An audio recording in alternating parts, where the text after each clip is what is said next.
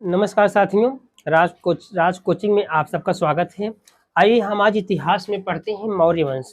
क्योंकि इसके पहले हम जो है नंदवन जो मगध पर जो शासन किए, इन सब के विषय में इसके पहले हमने बताया मगध पे कौन कौन से वंश शासक किए, कैसे कैसे मगध पे शासन किए, इन सब के बारे में बताया। हमने पहले बताया सबसे पहले उस पर हर्यक वंश आया। हर्यक वंश का संस्थापक कौन था? आप पहले उस पर बताए थे मगध बृहद्रथ था, लेकिन हर्यक वंश में देखें तो बिंदुसार था। बिंदुसार जो है विदेश जो है 3 वैवाहिक संबंध स्थापित किया। महादेवी कोसला से किया था, ठीक है। फिर क्षेमा से किया था, जो मध्य प्रदेश की राजकुमारी थी। फिर छेलना से किया था। इन सब से करने के बाद इन सबको बताते हुए हम आपको बताए थे आके इधर ना। हाँ, बिंदुसार वाले के बाद उसका पुत्र जो है अजातशत्रु जो था, अपने पिता की हत्या कर देता है। उसके बाद स्वयं गद्दी स्थापित कर लेता है। 52 वर्ष तक को शासन किया था। गद्दी स्थापित करने के बाद जो है अजातशत्रु का जो है उसने एक 2 यंत्र वैशाली के युद्ध में 2 महत्वपूर्ण यंत्र का प्रयोग किया था। क्या नाम था? रथ मूसल और महाशिलक कंटप नामक अस्त्र का जो है इसने प्रयोग किया था। और इसका पुत्र जो है उदयन इसकी हत्या करके जो है, कहने का मतलब यह जो वंश था, इस वंश को हम पितृहंता वंश कहा जाता है, क्योंकि ये एक दूसरे को अपने पिता की हत्या करके जो है राजगद्दी को प्राप्त किए। इन सब को बताते हुए हमने आपको बताया था शिशुनाग वंश जो जब उसको अपने अंतिम शासक जो उसका था उसको अपदस्थ करके शिशुनाग वंश की स्थापना करता है। फिर नंद वंश। इन सबको बताते हुए आज आपको बताएंगे मौर्य वंश, ठीक है। मौर्य वंश देखिए, मौर्य वंश बहुत इंपॉर्टेंट है अपने आप में। इसमें जो है मौर्य वंश जो है इसका कार्यकाल 322 ईसा पूर्व से 184 ईसा पूर्व था। मौर्य वंश का कार्यकाल जो है 322 ईसा पूर्व से 184 ईसा पूर्व था। आइए हम और आप जाने कि मौर्य वंश की स्थापना कौन करता है और मौर्य वंश की स्थापना करने के बाद कौन उसका शासक बनता है।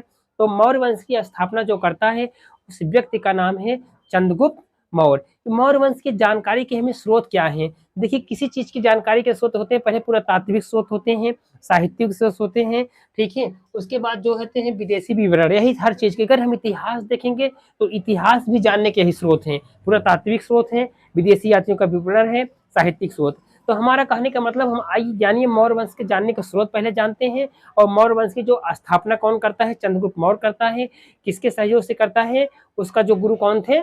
उनके गुरु का नाम क्या था? चाणक्य, जिसके बचपन का नाम विष्णुगुप्त था। बचपन का नाम विष्णुगुप्त था और चाणक्य उनका नाम था, और एक नाम क्या था?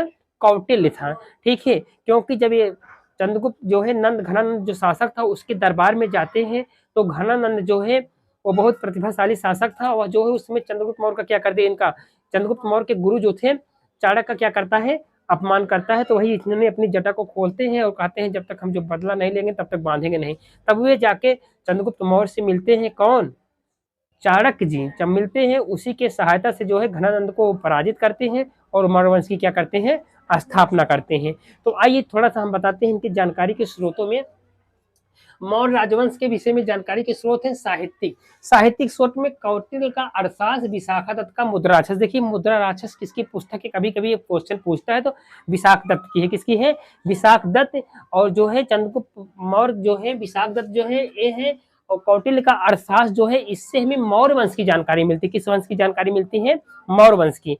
अरसास से किस वंश की जानकारी मिलती है? कभी कभी पूछे अरसास से किस वंश की जानकारी मिलती है, तो मौर्य वंश की जानकारी हमें किससे मिलती है? अर्थशास्त्र। और अर्थशास्त्र के लेखक कौन है? चंद्रगुप्त सॉरी चाणक्य हैं, ठीक है। चंद्रगुप्त मौर्य जो है उनके गुरु चाणक्य हैं। और किससे मिलती है? उसके बाद विशाख दत्त जो है मुद्रा राक्षस लिखे, इससे भी हमें मौर्य वंश की जानकारी मिलती है। क्या है? साहित्यिक स्रोत है। क्या है? साहित्यिक स्रोत। इसके बाद विदेशी विवरण है, स्ट्रैबो है, जस्टिन है, प्लूटार्क है। ये सब जो है विदेशी विचार मतलब विचार अपने दिए हैं, इनके माध्यम से मिलती है जानकारी। पुरातत्व में काली पालिश वाले मृदभांड हैं, वो भी मिले हैं। इन सबसे मौर्य वंश की जो है हम जान सकते हैं कि मौर्य वंश के विषय में। तो मौर्य वंश में आइए देखिए, चाणक्य की सहायता से अंतिम नंद शासक घनानंद को पराजित कर 25 वर्ष की अवस्था में चंद्रगुप्त मौर्य मौर्य वंश की स्थापना की। हमने आपको बताया नंद वंश का अंतिम शासक कौन था? घनानंद था ना। तो इसको परास्त करते हैं कौन? चंद्रगुप्त मौर्य। किसकी सहायता से? अपने गुरु चाणक्य की सहायता से। और किस वंश की स्थापना करते हैं? मौर्य वंश की। यहाँ तक क्लियर हो गया ना। आइए इसके बाद जो है फिर देखते हैं, ब्राह्मण साहित्य के अनुसार चंद्रगुप्त मौर्य शूद्र, मतलब ब्राह्मण साहित्य के अनुसार इसे बताते हैं कि ये शूद्र था। कौन? चंद्रगुप्त मौर्य। लेकिन जैन और बौद्ध जो स्रोत हैं इनके अनुसार जो है इसे क्षत्रिय माना गया है। ठीक है भाई, अब अपने अपने स्रोत हैं, कोई कुछ बता रहा है, कोई कुछ, लेकिन जो है जैन और बौद्ध के हिसाब से इसे क्या माना गया है, क्षत्रिय माना गया है। और लेकिन जो है इनके हिसाब से जो है ब्राह्मण के साहित्य के अनुसार इनको शूद्र मानते हैं। प्लूटार्क के अनुसार 6 लाख सेना लेकर चंद्रगुप्त मौर्य ने भारत को लौट डाला। प्लूटार्क जो है बताते हैं कि चंद्रगुप्त मौर्य ने 6 लाख सैनिकों के साथ पूरे भारत को क्या कर दिया, लौट डाला। कौन बताता है, प्लूटार्क बताते हैं कि 6 लाख सैनिकों से जो है पूरे चंद्रगुप्त मौर्य ने पूरे भारत को क्या किया, लौट डाला। 300। और देखिए चंद्रगुप्त मौर्य का और सबसे इंपॉर्टेंट चीज है, उसके बाद जो है जस्टिन भी इसमें देते हैं, इनका जो है 305 युद्ध, 305 में जो है युद्ध करते हैं किससे, सेल्यूकस निकेटर्स, किससे करते हैं, सेल्यूकस से। 305 चंद्रगुप्त मौर्य ने सेल्यूकस को पराजित किया। देखिए 305 ईस्वी में जब सेल्यूकस को पराजित करते हैं तो सेल्यूकस ने क्या किया, अपने पुत्री का विवाह किया। हेलेना का विवाह किससे, यही अंतरराष्ट्रीय विवाह है। ठीक है, अंतरराष्ट्रीय विवाह का प्रथम साक्ष्य मिल रहा है, क्योंकि एक देश से दूसरे देश में जब व्यापार होगा तो विवाह होगा तो क्या माना जाएगा, वो अंतरराष्ट्रीय में। अब है यूपी से बिहार से तो हो तो अदर राज्य कहा जाएगा, क्या कहा जाएगा, अदर राज्य। और बिहार हो तो जिला बदल, अदर जिला होता तो उसी हिसाब से अंतरराष्ट्रीय विवाह था। तो जब सेल्यूकस चंद्रगुप्त मौर्य से जो है युद्ध में पराजित हो जाता है, पराजित होने के बाद वो अपनी पुत्री हेलेना का क्या कर देता है, विवाह करता है। तो बदले में 500 हाथी चंद्रगुप्त मौर्य ने उसको देते हैं।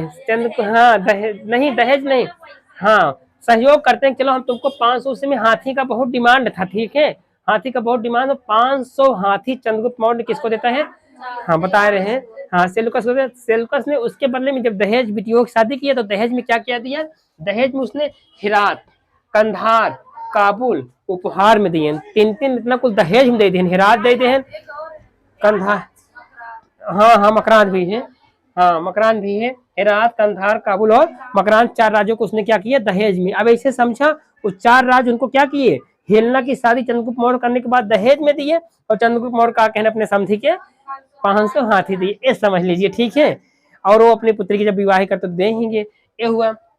उसके बाद उसे हेरात कर दिए, वैवाहिक संबंध स्थापित किए थे। हमारा कहने का मतलब इस प्रकार चंद्रगुप्त मौर्य जो है, इनका इस प्रकार जो है चल विवाह किए, विवाह करने के बाद ये उसने जो है, अब समझ लीजिए चंद्रगुप्त मौर्य जो है,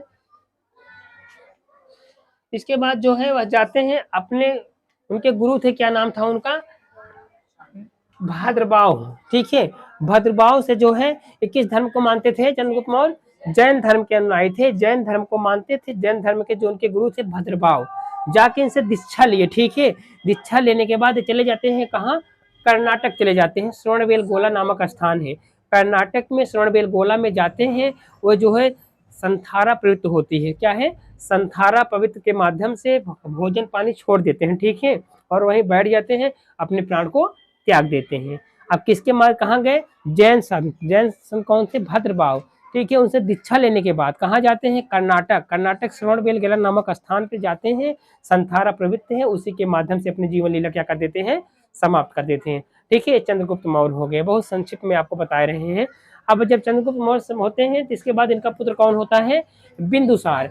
बिंदुसार राजगद्दी पे बैठता है, कब बैठता है, 298 से 273 ईसा पूर्व बिंदुसार जो है राजगद्दी पे बैठता है। ठीक है, यूनानी लेखों ने इसे अमित्र घात कहा, यूनानी लेखों ने इसे क्या कहा, बिंदुसार को अमित्र घात कहा। ठीक है, डायमेकस था डायनोसिस, इसी के दरबार में डायमेकस नामक विदेशी राजदूत आया था। पूछता है डायमेकस किसके दरबार में आया था, बिंदुसार के दरबार में। ये विदेशी राजदूत था, बहुत क्वेश्चन पूछता है।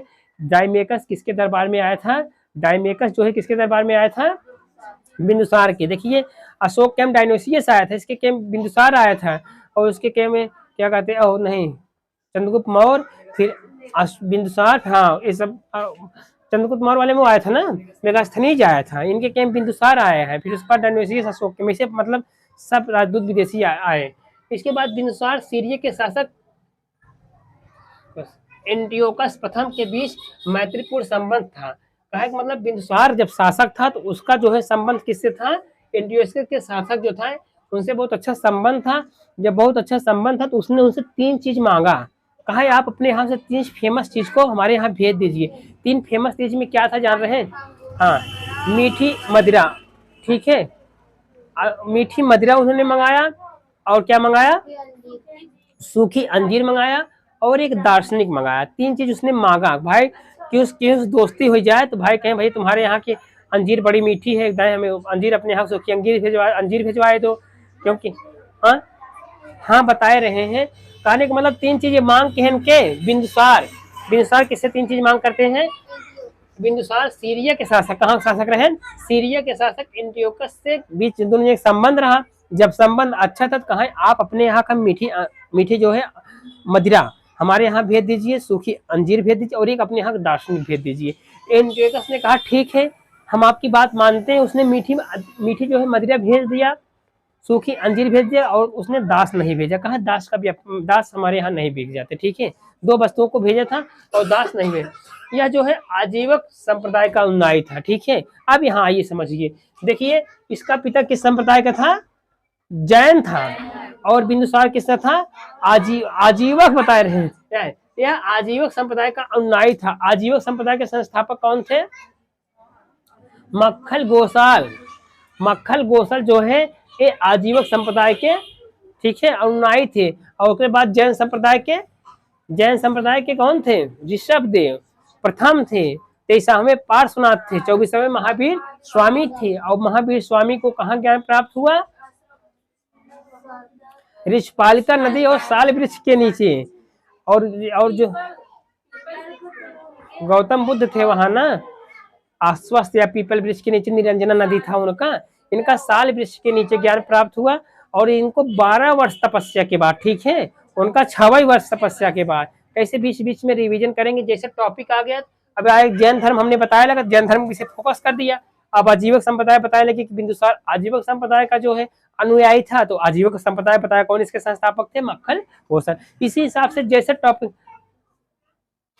लकुलिस पशुपत संप्रदाय के थे, ठीक है, मक्खल गोसल करके है, मिलेगा आप किताबों में पढ़ेंगे। हाँ हाँ वही मक्खल गोसल जो दिया है किताबों में, देख लीजिएगा ना।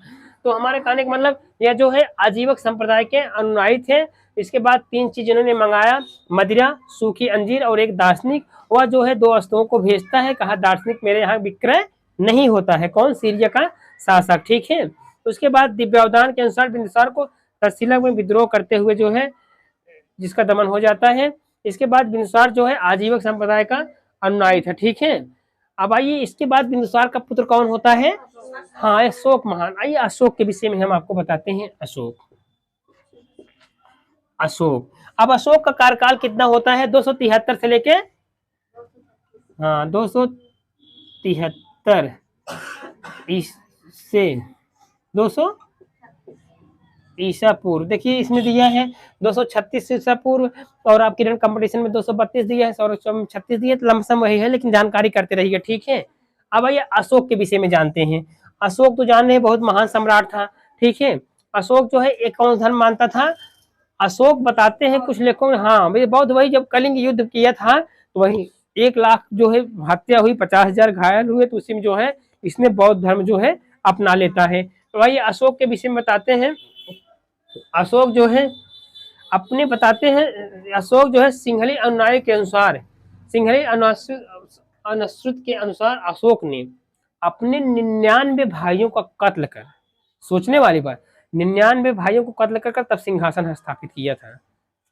सिंहली जो है सिंहली अनुश्रुत के अनुसार अशोक ने अपने 99, लिख लीजिएगा,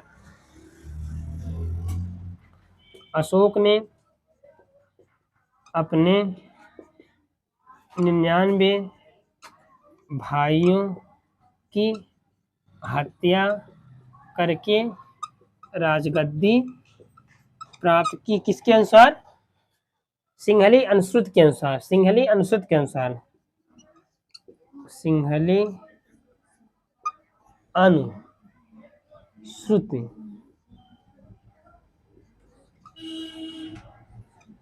के अनुसार जो है।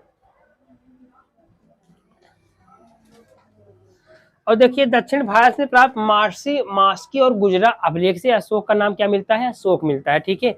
पूछा जाता है कि अशोक का नाम अशोक कहाँ मिलता है? तो मास्की और गुजरा जो इनके अभिलेख हैं, इसमें जो है मास्की और गुजरा अभिलेख में इनका नाम अशोक या अशोक वर्धन मिलता है।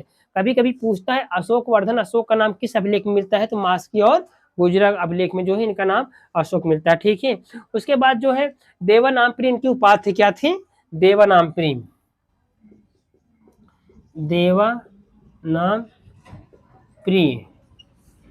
अशोक की उपाधि थी। ठीक है, अशोक की उपाधि थी, देवानाम्परी से कहा जाता था अशोक को। देखिए राज्याभिषेक के उससे पूर्व अशोक जो था, जब इनका राज्याभिषेक नहीं होता तो कहाँ का शासक था? उज्जैन का। हाँ, राज्याभिषेक से पूर्व, राज्याभिषेक से पूर्व अशोक उज्जैन का क्या था? उज्जैन का राज्यपाल थे। एक बार यहाँ पढ़ने के बाद घर पे जाके अपना वही लूसेंट आप लोग पढ़ लेंगे तो आपको कोई दिक्कतें नहीं होगी। ठीक है, मतलब कहने का मतलब जब राजा नहीं बना था तब कहाँ का राज्यपाल था? उज्जैन का ये राज्यपाल था। कौन? अशोक। ये देवानाम्परी किसकी उपाधि थी? क्या नाम थी? देवानाम्परी अशोक की उपाधि थी। जो है कल्हड़ के रचन तंत्र के अनुसार शिव का उपासक बताते हैं। कल्हड़ की जो राजतरंगड़ी है, कल्हड़ क्या लिखे हैं? राजतरंगड़ी लिखे हैं। उसमें कहते हैं जो है शिव का उपासक थे, लेकिन बाद में कौन सा धर्म अपना लेते हैं?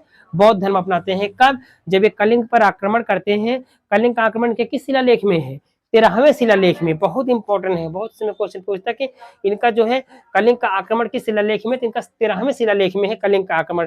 उस समय जब कलिंग पे आक्रमण करते हैं तो वहां बहुत नरसंहार होता है, लाखों लोगों की मृत्यु हो जाती है और 50,000 क्या हो जाते हैं? घायल हो जाते हैं। जब वही घटना देखते हैं तो इनका हृदय द्रवित हो जाता है और वहीं से जो है बुद्ध धर्म को अपना लेते हैं। बुद्धम शरणम गच्छम।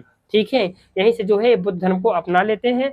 और जो है कलिंग युद्ध बहुत पूछता है कब हुआ था, तो कलिंग युद्ध आप लिख लीजिएगा, याद कर लीजिए।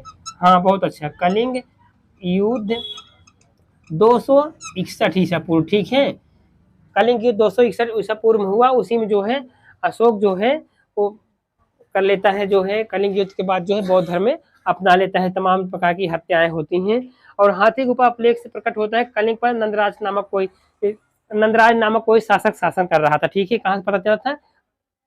खारवेल के हाथी गुफा अभिलेख से। ठीक है, खारवेल के हाथी गुफा अभिलेख से पता चलता है कि वहां जो है नंदराज नाम का कोई शासक था। कहाँ? कलिंग पर। ठीक है, खारवेल के हाथी गुफा अभिलेख से पता चलता है। ठीक है, उसके बाद जो है कलिंग का युद्ध जो है अशोक के किस अभिलेख में मिलता है? 13वें अभिलेख में। इसको आप लोग याद कर लीजिएगा। ठीक है, इसके बाद अशोक के जो है दीपवंश और महावंश के अनुसार उसके शासक चौथे वर्ष निग्रोध नामक भिक्ष बौद्ध में दीक्षित किया था। इनको जो है निग्रोध नामक एक बौद्ध भिक्ष था, उसको जो है दीक्षित किया था। किसको? अशोक को। ठीक है, उसके बाद अशोक ने अपने शासन के 10वें वर्ष बोध गया की यात्रा की। अशोक जो था अपने शासन के 10वें वर्ष कहाँ की यात्रा किया है? बौद्ध। ठीक है, बोध गया की जो है हाँ, बोध गया ही है। 10वें वर्ष में बोध गया की यात्रा की। और जब बोध गया जाता तो बोध गया किसका जन्म स्थान है? बोध गया में उपदेश दिए थे ना, तो वहां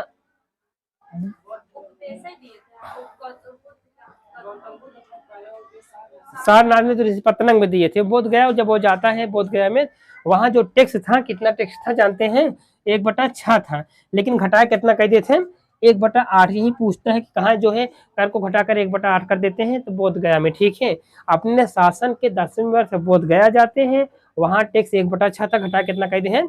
1/8। 1/8 कम हो गई ना, ज्यादा लागत। ठीक है, 1/8 क्या हो गया? कम कर देते हैं 1/6 से घटाकर। ठीक है, 10वें वर्ष बोध गया की यात्रा की। इसके बाद 20वें, अच्छा नहीं गलत हो गया। ये 10वें वर्ष जो है बोध गया की यात्रा करते हैं, 20वें वर्ष जाते हैं। ठीक है, 10वें वर्ष जाते हैं यहाँ बोध गया, लेकिन 20वें वर्ष जाते हैं लुम्बिनी नामक स्थान पे। कहा जाते हैं? लुम्बिनी, जहाँ उनका जन्म भरा के कर जन्म नामक स्थान पर घर आते हैं। ठीक है, लुम्बिनी नामक स्थान पर लिख लीजिएगा, लुम्बिनी नामक स्थान पर 10वें वर्ष जाते हैं, बोध गया की यात्रा करते हैं, लेकिन 20वें वर्ष कहाँ जाते हैं? उनके जहाँ जन्म होता है लुम्बिनी नामक स्थान पे न हुआ था ना, जब मह जाते तो भाई भगवान बुद्ध के जन्म स्थान था, तो मागेंद्र कहा अभी इनके जन्म स्थान पाए तो कम से कम इनका टैक्स कुछ घटाई दी, लोगों को राहत मिल जाए। तो वहां जो है टैक्स घटा को 1/6 से क्या कर देते हैं? 1/8 कर देते हैं। ठीक है,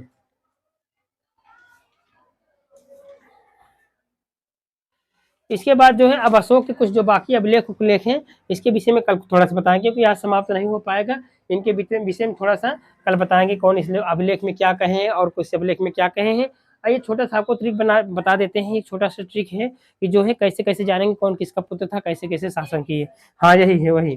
देख लीजिए, जैसे थोड़ा सा यहाँ समझ लीजिएगा, देखिए A B C, A B C, अब हम उल्टा कर देते हैं, क्रम उल्टा कर देते हैं, सी से क्या हो जाएगा, अगर सी आ जाएगा तो सी आएगा, सी से क्या हो जाएगा, चंद्रगुप्त, ठीक है, चंद्रगुप्त, यानी चंद्रगुप्त पहला शासक था, मौर्य वंश की स्थापना करता है, किसके शासक से, अपने गुरु चाणक्य विष्णुगुप्त की सहायता से। इसके बाद सी के बाद क्या आता है, उल्टा करेंगे बी, बी से अगले कौन आ गया, चंद्रगुप्त बाद कौन शासक करती बैठता है, बिंदुसार आता है, यानी चंद्रगुप्त मौर्य बेटा कौन हुआ, बिंदुसार, बिंदुसार शासन करता है, बिंदुसार के बाद क्या, सी बी ए, एक बात कौन आ गया, अशोक, यानी सी बी यानी चंद्रगुप्त मौर्य, फिर बिंदुसार, फिर अशोक, तीनों का क्लियर हो गया सेंटर। अब तीनों अलग अलग धर्म के मानते भी थे, पहले सोचिए चंद्रगुप्त मौर्य जो था जैन जैन धर्म का अनुयायी था, जैन धर्म अंतिम समय में वो जाके भद्रभाव से दीक्षा लेके जो है श्रवणबेलगोला कर्नाटक में जाकर अपनी जीवन लीला संथारा के माध्यम से क्या कर देता है, समाप्त का उपवास करता है, भोजन पानी छोड़कर। उसके बाद उनका बेटा बिंदुसार थे, कौन संप्रदाय के थे,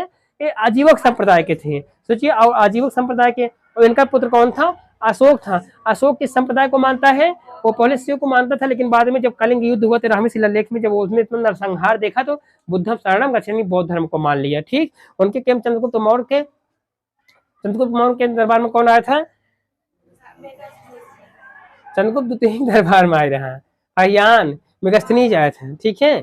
उसके बाद हाँ, और बाद फाहियान चंद्रगुप्त द्वितीय के दरबार में आया था, ठीक है। हुएनसांग हर्षवर्धन के, इसे अलग अलग करेंगे तो क्लियर हो जाएगा। और बिंदुसार किसके दरबार में आया था, बिंदुसार के दरबार में कौन आया था, डायमेकस करके आया था, ठीक है, और डायनोसिस इसके दरबार में आया था, ठीक है। इस सबको देखना कौन कौन विदेशी किसके दरबार में आए थे, और आप जान ही रहे हैं, 3 चीज मंगाया कौन, एंटियोकस से 3 चीज मंगाया कौन, बिंदुसार। 3 चीज में क्या थी, मीठी मदिरा थी, सूखी अंजीर थी, दार्शनिक, दोनों भेज देते, लेकिन दार्शनिक कहता है कि हमारे यहाँ जो है इनका जो है व्यापार नहीं होता है और नहीं भेजता है। चलिए, इसके बाद मौर्य वंश का जो शेष बाकी है फिर कल के वीडियो में मिलेंगे, तब तक के लिए नमस्कार।